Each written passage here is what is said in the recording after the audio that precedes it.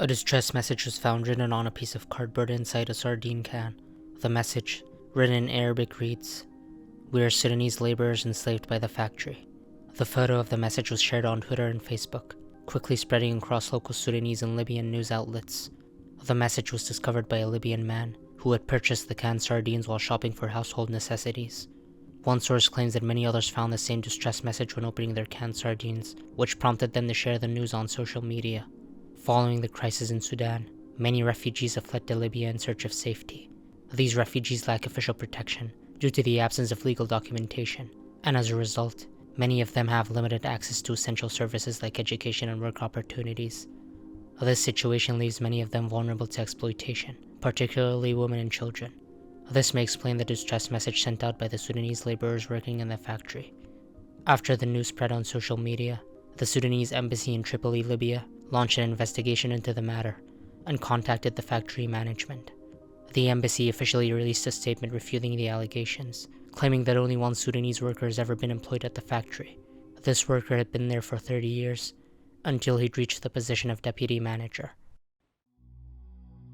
A user made a post to the Creepy Gaming subreddit. In the post, they said, "At the arcade, when this unsettling screen showed up on a mini golf game, me and my friend were playing Galaga. When I saw this out of the corner of my eye, the screen would cycle between demo gameplay, the title screen, and this. The screen reads, 'Missing. Call 1-800-235-3535. On the left is a photo of Taj Allen Merriman, born May 17, 1982, last seen in Darrington Valley, Pennsylvania. On the right is a photo of Stephen Philip Curtis, born on March 3, 1977, last seen in Hockweyum, Washington in 1981. Considering the dates, the missing children ads seem to be over 40 years old. This isn't the only instance of a person discovering these missing children photos in an arcade game. A post on an arcade forum, predating the Reddit post, titled Sente Missing Kids Photos, was made by the user CoinOpper in May of 2017. According to the post, there seems to be another version of the missing children's ads on the Sente mini golf game, showcasing two girls. On the left is a photo of Melinda Marie Smith, born October 22, 1977, last seen in Denver, Colorado in 1984.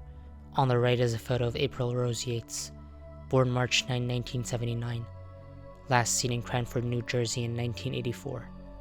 There seems to be a setting to display the photos, and to note whether either of them has been located. However, this setting doesn't seem to exist for the version with the missing boys. Gimme a Break, another game developed by Sente, seems to have also included missing children ads. In the trivia section of an online entry for the game, it states the following. In the demo mode, the screen can show pictures of missing children. This is controlled by dip switch settings. User CoinOpper sent emails to former Sente employees to try and find out more about the missing kids' photos in the games.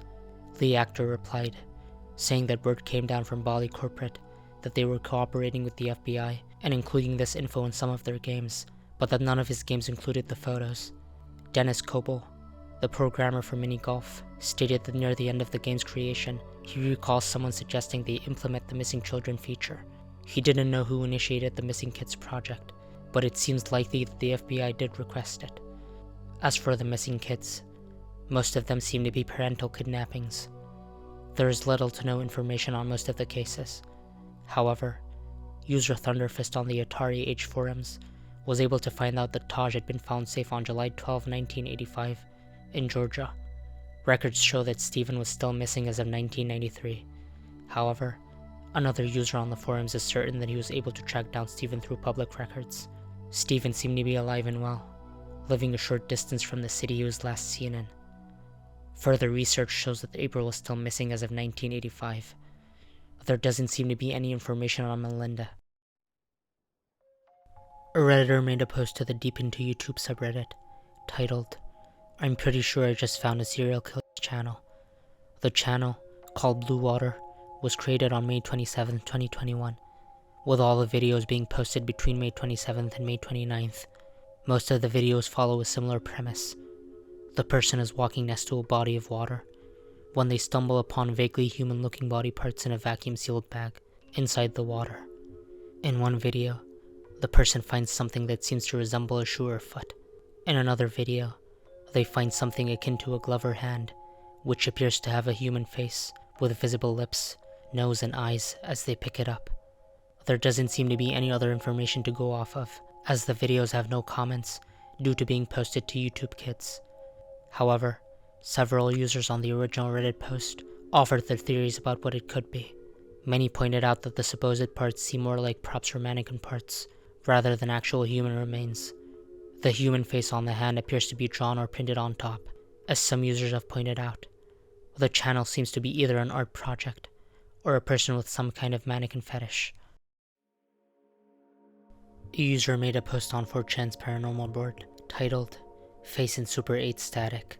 The user said this: "While talking with my friend, they sent a video of their TV, zooming in on a face surrounded by static.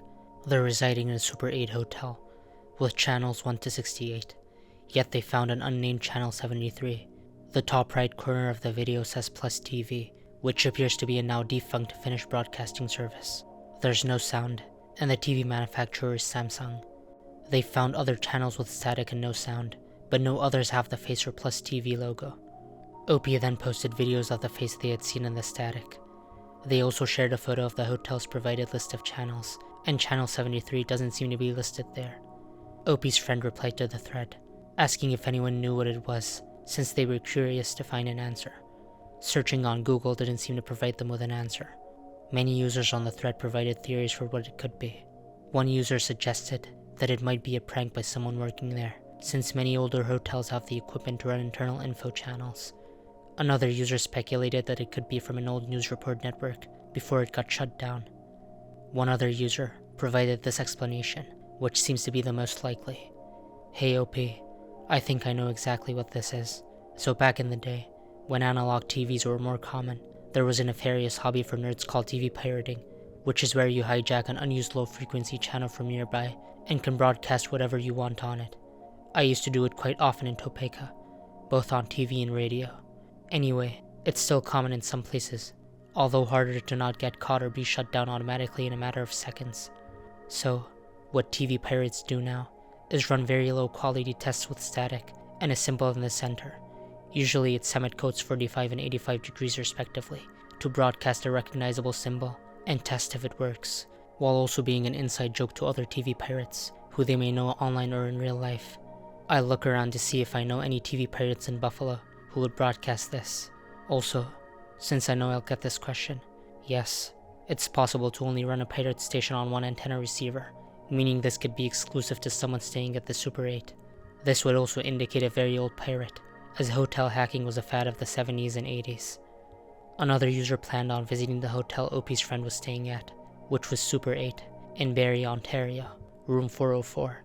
However, nothing came out of it. On a thread on Reddit, several people pointed out that the whole thing seems to be fake or intentional, since the Plus TV logo on the top right doesn't seem to be affected by the static.